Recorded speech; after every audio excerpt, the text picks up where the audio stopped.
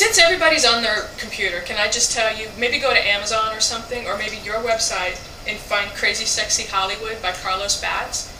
It's just at carlosbatz.com. It's carlosbatz.com. That's your website. CARLBATTS. And find the book there. And that was that your first book? It's my second book. My first book is Wild Skin. It has April on the cover. Yes, that's her beautiful face on the cover. Dark hair. But, yeah, you're is it fetish photography? I almost want to lump you in with everybody. I mean, everybody I've met. I've shot, yes, I have some fetish stuff in there, but I've been doing photography for a long time, like 20 years now. And I just documented my culture. Like, you have Charles Gatewood, you have Richard Avedon. Yeah. So, maybe the 90s were a bunch of weirdos. I have a bunch of tattooed people that are expressing themselves. So, at this stage in my career, I'm not identifying with any kind of label. I'm just saying this is the subculture in my life and people I photograph. And my books are available. All my films are available on carlosbatz.com. But it's fetishy. I mean, there's fishnets and heels and rubber and duct tape and nails and rust and painted backgrounds and makeup and all those wonderful, spooky, macabre things. But it's pretty broad in what my stories I'm trying to tell. I think sometimes, like, labels just make people think of it very singly. Oh, yeah, as far as I'm concerned, the period of time when I met you guys was the whole art shows with you, Steve Getty, Christine Kessler, Eric Kroll maybe, those were happening. And they kind of have died out just a little bit. But you and April have, like, woo! So yeah, to me I think of Crazy Sexy Hollywood as kind of your fetishy book. Well, yeah, it's a lot of really interesting stuff, and they have custom corsets and masks and cages, and there's some makeup that I did and some painted backgrounds. It kind of mixes. You know what the problem is now? Everybody and their grandma has a digital camera and thinks they can do what you were doing. That's what's happened now. That's. Well, I've decided not to. Of course, the same thing happens with pornography. Everybody has a camera. Everybody thinks they can do it. Yeah. You guys were on the beginning of that late 90s wave, I shot everything in film and designed a lot of things.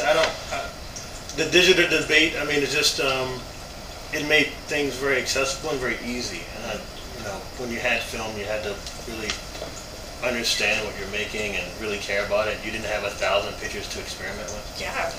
Maybe know something about lighting. Maybe light it and no, but I worked in a camera shop, and I had a lot of film. I experimented with a lot of film. I got a sponsorship from AGFA. I did an ad for AGFA film. That was an American Photo. I got like a case of film and fluorescent 400 speed. So I would just experiment. Those were the days. God. Yeah, it was. God. When now, paper existed. Do you still work with film? Not anymore. No. All of my products are now digital. Okay. Because it's easier to. Process, but I experiment still. I mean, Artcore, our new movie, experiments with like digital technology and trying to fight the pixels and get the machine to do something besides just be lazy and do everything for you. So I don't have a problem with it. You just evolve. I mean, it was a tool. Yeah. And it's new tools now. That's great. So we were talking earlier about this woman who's trying to put a book together about sort of defining erotica and defining pornography. And I think Simone brought up a very good point that maybe each of you can kind of give us your definitions of, is there a difference between erotica and pornography? Well, I was going to say that erotica is a Madonna album from the 90s.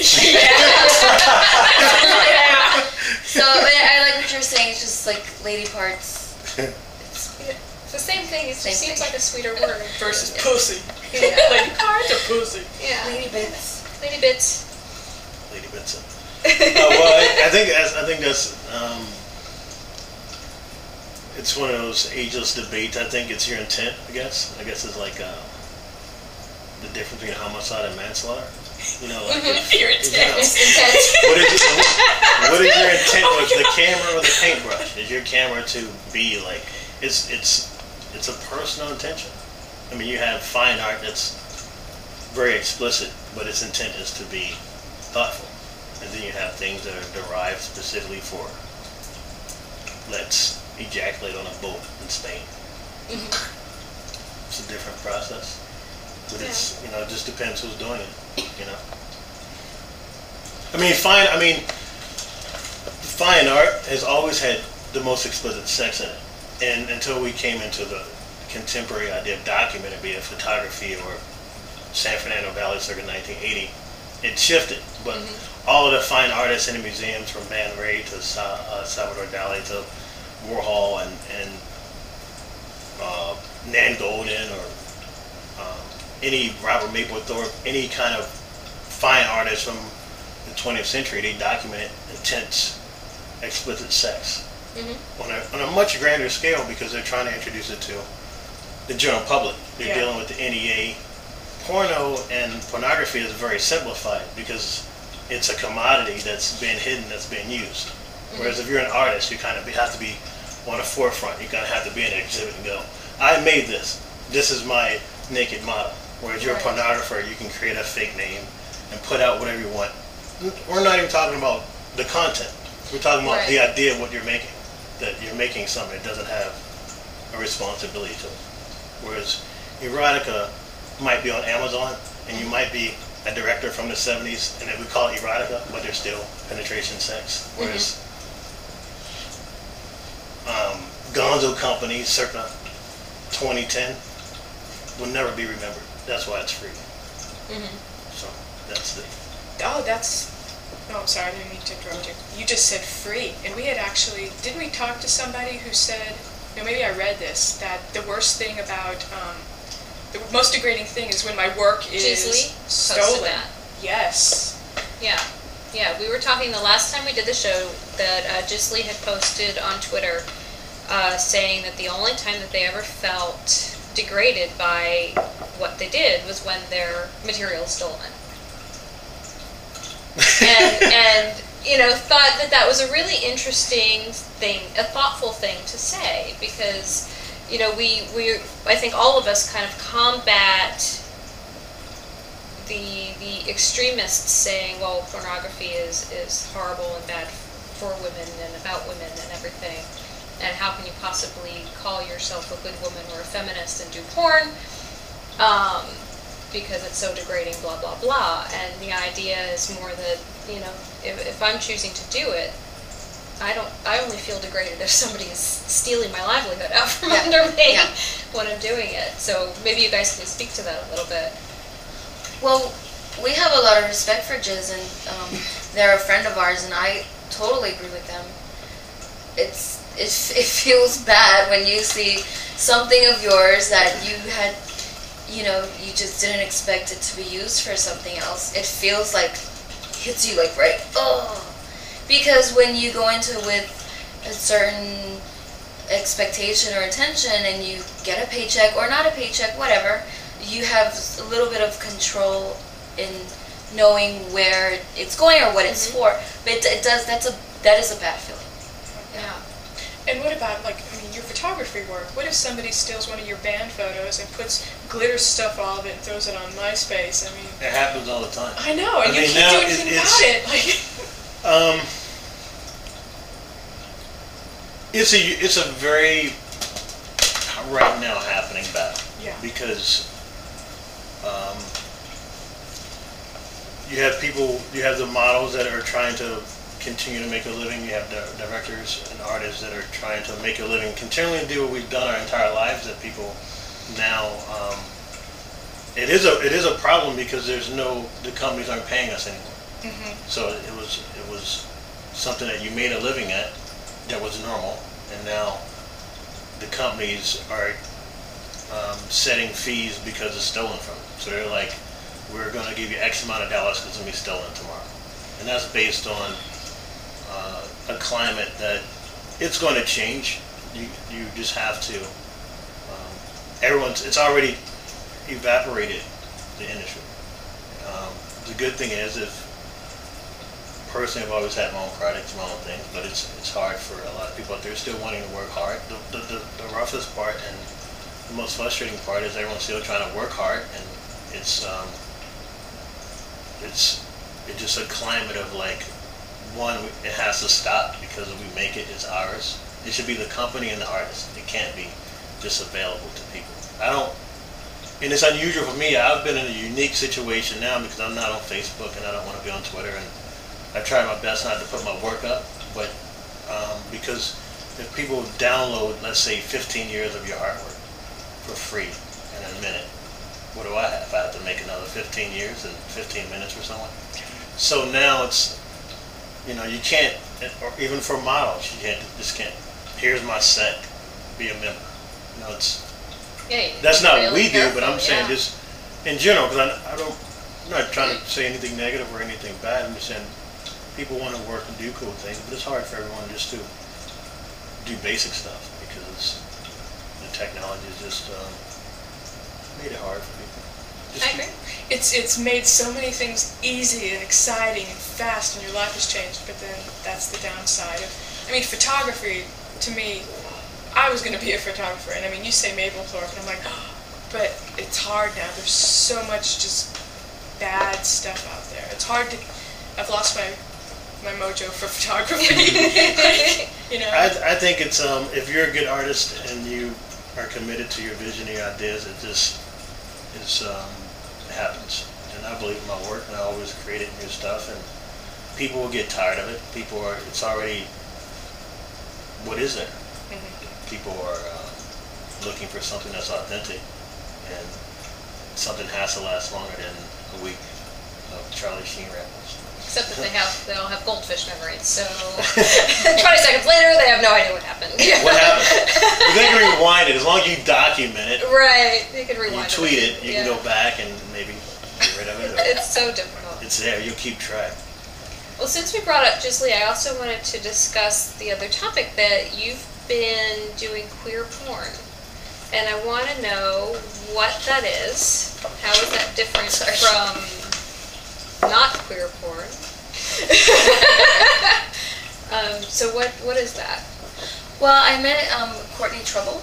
I met her maybe 2 years ago. I can't remember. I think it was 2 years ago, and she cast me in one of her movies, and then a few more after that, and I just got introduced to the whole queer world and San Francisco and what they're doing up there, and it's really exciting. It's just, I feel like it's just embracing all different sexualities and genders and gender identities. So to me it's great because I just, like he kind of touched on earlier, our films, we just cast who our friends are, so some are fads, some are not, and so I like that about queerness, is that it embraces everything. You can desire what you want to desire without having to, being proud of it. Well, what makes it different than mainstream porn? Probably, I know this word's been used a lot, but the intention, the sets, the environment, the audience. I think that queer porn is porn being made for peers.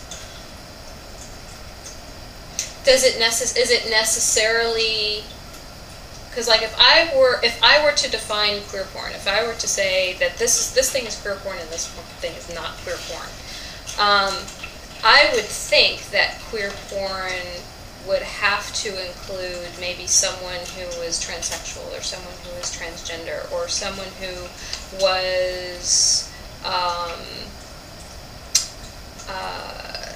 androgynous, or someone who we're not really sure what their orientation is, or we're not certain how they're presenting themselves as a particular gender, And so, is that true? Does it necessarily have to have that element for it to be queer porn, or are we looking at something even broader than that? I don't know. I think that's a good definition of it. The queer porn projects that I've worked on, and I think they do involve transgender, and I just see it more of as kind of like an umbrella of everyone who doesn't consider themselves straight. Okay. I just feel like it's anyone it's, who doesn't feel they fit into mainstream or straight or yeah, heteronormative. yeah. Like for me, I say I'm fluid, which is something Courtney, also introduced to me, because I don't just like men or women or transgender. Yeah, like everything. It has something from inside. So I think that queer porn is showing an alternative of what you would see in a mainstream, to skinny blonde girls, or a guy and a girl. Just I think it's just more of a feeling. And it pushes those boundaries a little bit more. Pushing the boundaries and not it kind of just ignoring the boundaries, making their own boundaries. I feel like the queer porn movement is very like a fuck you. Like, we're doing this. This is us, and we're doing this, and we have our own audience, and we have our peers, and we all like it. So we're gonna keep doing it. And so does it then also, you were saying that it sounds like queer porn is also sort of embracing a larger array of body shapes and sizes. For sure. And a larger array of ethnicities and identities. Yeah, and a lot of really cool creative sex, like the gloves. I love the gloves. I think it's great, the world is big, and there's not just one way to have sex. You can, if you want to have sex one way, that's cool, but not everybody has sex the same way, or defines sex the same way. And what do you do with the gloves? What kind of gloves are you talking about? Oh, like latex gloves. Oh, okay. Like fingering people. They're outfitted with a number of different kinds of. Well, yeah, you guys are practicing the safe sex that's you're supposed to be doing. That is a really great point, Simone. The LGBT and queer have always been on the forefront of putting safe sex in the film. That is a really great point. Do you guys use dental dams in the films? I haven't. I think that maybe some do. I have not. But you're totally right, because the queer porn does show, safer sex methods. Using latex gloves, using condoms. Yeah, and toys. And toys. I think that's super, super important, because I think that if we're making porn, we can show alternatives to safer methods. It doesn't all have to be bareback. I mean, I've done that. That's fine. And I do think it's up to the performer if they want to use a condom or not. However, I think that if more movies show alternatives to safer methods, people will learn, and it's not going to destroy, any fantasy. I don't think if you incorporate it into fantasy and you don't make it this big stigmatized, it's wear a condom, if you embrace it. So that's a good It becomes a part of the fantasy. It's a part of it. I thought you were talking about satin gloves or fur gloves. I'm like, why not? You can do that. Yeah, of course, yeah. But I mean, it's be good. so normal. It's what should be normal. It's, we're talking about latex. We explore that theme in hardcore. Furry gloves? No. The use of rubber gloves in an erotic way, in a normal way, it's kind of over the top. And a condom, I give a blowjob with a condom on, which matched my wig, which I was very proud of. There you go. Purple wig and purple condom. Yeah, see, why not? So you can color match everything. Let's